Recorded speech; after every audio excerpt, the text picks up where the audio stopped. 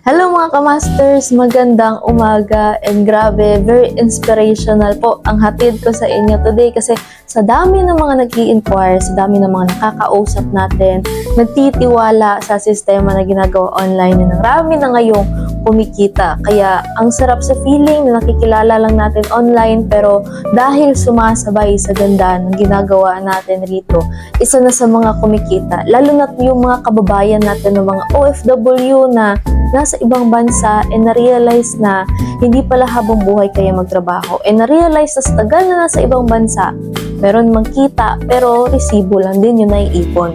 And this time po, dinesisyonan at inaksyonan itong business na ginagawa natin and isa na po sa mga nagkakaresulta talaga. Kaya gusto ko i-congratulate si Ate Ninita na isang OFW from Qatar na ngayon ay meron pong savings na 94,000.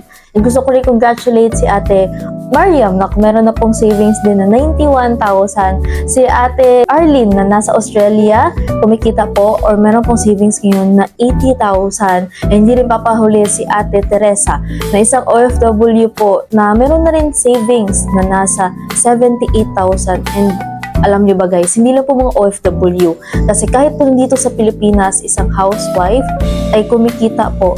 Meron pong savings na 74,000 si Ate Lina na nasa Bataan. So, ganyan kaganda ang ating opportunity, ganyan ka-open to all. And imagine mo, kung sila kumikita ng ganung halaga, busy, may mga ginagawa rin yan, especially pina-part-time, ano ang hindi mo kaya gawin? So, kailangan mo lang ay magtanong, and you have to know kung ano yung opportunity rito para mapagtulungan natin. And excited ako na kung sila kumita, pag ikaw ay sumabay rin, pag ikaw ay nag-decide na maging part ng community, ikaw na rin yung next.